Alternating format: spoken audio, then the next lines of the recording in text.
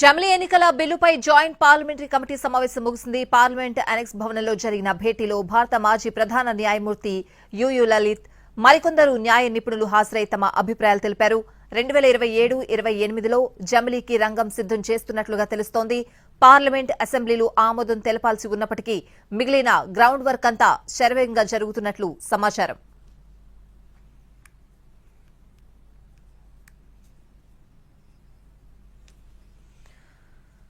జమిలీ ఎన్నికల బిల్లుపై జాయింట్ పార్లమెంటరీ కమిటీ సమావేశం ముగిసింది. పూర్తి అప్డేట్స్ అడిగి తెలుసుకుందాం. మా ప్రతినిధి రాజు లైవ్ లో సిద్ధంగా ఉన్నారు. రాజు,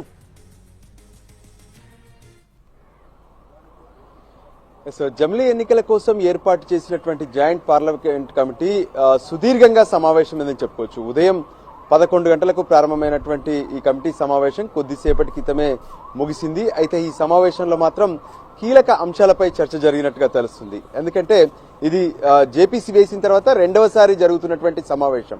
ఈ సమావేశంలో ఈరోజు భారత చీఫ్ జస్టిస్ గా పనిచేసినటువంటి యుజి లలిత్ హాజరయ్యి జమిలీ ఎన్నికలకు సంబంధించి తన అభిప్రాయం చెప్పడమే కాకుండా న్యాయపరంగా కావచ్చు, రాజ్యాంగ పరంగా ఈ విషయంలో ఎటువంటి నిర్ణయాలు తీసుకోవాల్సి ఉంటుంది అనే దాని మీద కూడా ప్రధానంగా చర్చ జరిగినట్టుగా తెలుస్తుంది.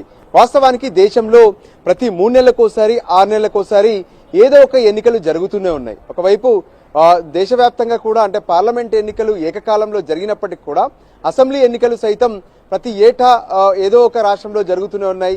మరోపక్క మున్సిపల్ ఎన్నికలు కావచ్చు, లోకల్ బాడీ ఎన్నికలు కావచ్చు, ఇవన్నీ జరుగుతూనే ఉన్నాయి. వీటి వల్ల దేశంలో అభివృద్ధి పనులకు ఆటంకం కలగడంతో పాటు ఆర్థికంగా కూడా ఎన్నో కోట్ల రూపాయలు ఎన్నికల ఖర్చు కోసం ఉపయోగించాల్సి రావడమే కాకుండా మరోపక్క కేంద్ర బలగాలను అంటే ఎన్నికల్లో విధుల కోసం ఒకవైపు సిబ్బంది, మరోవైపు ఎన్నికల నిర్వహణ కోసం కూడా కేంద్ర బలగాలను రంగంలోకి దింపాల్సి వస్తుంది.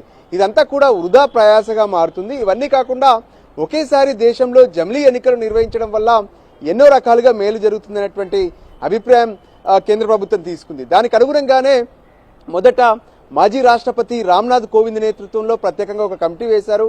ఆ కమిటీ నివేదిక ఇచ్చింది. ఆ నివేదికను కేంద్ర ప్రభుత్వం అంటే కేబినెట్ ఆమోదించిన తర్వాత పార్లమెంట్లోకి బిల్ రూపంలో తీసుకొచ్చారు. 129వ రాజ్యాంగ సవరణ అంటూ. అంతేకాదు దానికి తోడుగా కేంద్ర పాలిత ప్రాంతాల రాజ్యాంగానికి సంబంధించినటువంటి సవరణ కూడా ఉంటుందన్న విషయాన్ని స్పష్టం చేశారు. అయితే ఈ విషయంలో ప్రతిపక్షాలు మాత్రం వ్యతిరేకించాయి. అంటే దేశంలో ప్రజాస్వామ్యాన్ని ఇబ్బంది పెట్టే ప్రయత్నం చేస్తున్నారు, ప్రజాస్వామ్యాన్ని కూనీ చేస్తున్నారు, జమిలీ ఎన్నికల అవసరం లేదు, ప్రజాస్వామ్యంలో ఎప్పుడు పడితే అప్పుడు అంటే అక్కడ ఉన్నటువంటి పరిస్థితులకు అనుగుణంగా ఎన్నికలు జరుగుతూనే ఉంటాయనే విషయాన్ని వాళ్ళు చెప్తూ వచ్చారు. కానీ జాయింట్ పార్లమెంటరీ కమిటీలో అటు అధికార పార్టీతో పాటు ప్రతిపక్షాలకు సంబంధించినటువంటి పార్టీలకు సంబంధించినటువంటి నేతలకు కూడా అవకాశం కల్పించారు. సో ఇప్పుడు కమిటీ మొదట మాత్రం ఏదైతే నిపుణుల ద్వారా అభిప్రాయాలను సేకరిస్తూ ఉన్నారు.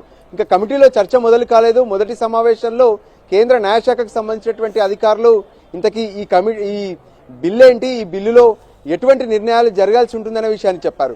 ఇక ఈ రోజు మాజీ చీఫ్ జస్టిస్ ఆఫ్ ఇండియా ఆయన తన అభిప్రాయాలను చెప్పారు. సో ఈ విధంగా ఇంకా మరికొన్ని సమావేశాల తర్వాత జాయింట్ పార్లమెంటరీ కమిటీకి సంబంధించినటువంటి ఒక రిపోర్ట్ మళ్ళీ పార్లమెంటు ముందు ప్రవేశపెట్టే అవకాశం స్పష్టంగా కనిపిస్తుంది. Swathi. Right Raju, thanks for the updates.